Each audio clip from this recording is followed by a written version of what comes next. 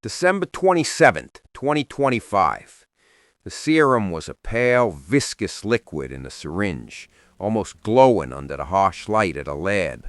It looked clean, pure, an angel of mercy in a glass vial. I know it is anything but.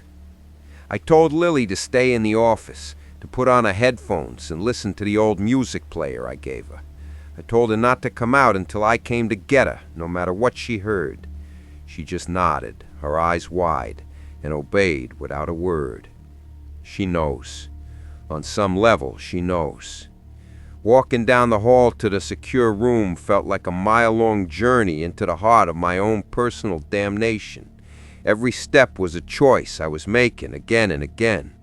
The sounds from behind the door were horrific, a guttural, rhythmic snarling, punctuated by the heavy thud of a body hitting the padded walls. The virus was in full control. I unbolted the door and stepped inside. The room was cold and smelled of sweat and antiseptic. Sarah was strapped to the medical bed, her body bucking against the restraints, her eyes fixed on me with a predator's focus. There was no recognition in them, no trace of the woman I loved, only the virus staring out at me from its fleshy prison, daring me to approach. "Sarah," I whispered, my voice breaking. "I'm so sorry." The thing wearing a face just hissed in response. My hands trembled as I approached the bed. Every instinct screamed at me to run, to leave this monster to its rage. But the image of Lily's face, her terrified question, "Is Mommy gonna hurt me?" was burned into my mind. This was for her. I held her arm steady. The skin was cold, clammy. I found the vein, the one I had drawn blood from 1,000 times for routine checkups in a life that no longer existed. I pushed the needle in. She thrashed against the restraints, a wordless scream of pure rage tearing from her throat.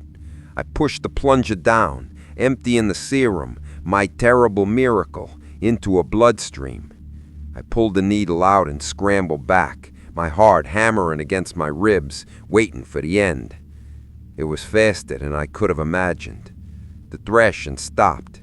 It did not slow, it simply ceased, as if a switch had been flipped. The guttural snarls died in her throat. Her body, which had been a knot of violent tension, went completely slack against the restraints. Her head lolled to the side. For a horrifying moment, I thought I had killed her. But then, her eyes moved. They blinked once, slowly, then again. They shifted, no longer locked in a predator's stare, but moving with a slow, deliberate focus. They scanned the ceiling, the walls, and then finally, they settled on me. And I saw her. It was Sarah. Her mind, her soul was looking out at me from behind her own eyes. The rage was gone, replaced with a look of pure, crystalline understanding. She knew what I had done. I unstrapped her arm, my hand shaking so badly I could barely work the buckles. I held her hand. It was limp in mine, motionless. "Sarah," I choked out, "can you hear me?" She did not speak. She did not move. But she squeezed my hand. No, not a squeeze. A flicker. A single faint, almost imperceptible tremor in her index finger. A Morse code signal from the deepest, most silent prison imaginable. And then I saw the tears.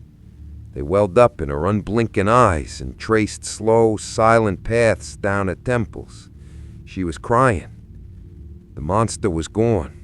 My wife was saved. And I have done something for which God will never forgive me. My analysis of this is ongoing, but your perspective is a huge part of this project. The best way for you to log your reaction is to hit the like button. It's a simple, binary piece of data for me, but it's incredibly useful. And I'm genuinely curious about your theories. What did you feel? Please, post your thoughts in the comments. I am processing all of them. If you want to stay on this feed and continue this experiment with me, Be sure to subscribe to Static Drip and turn on notifications. You won't want to miss what happens next.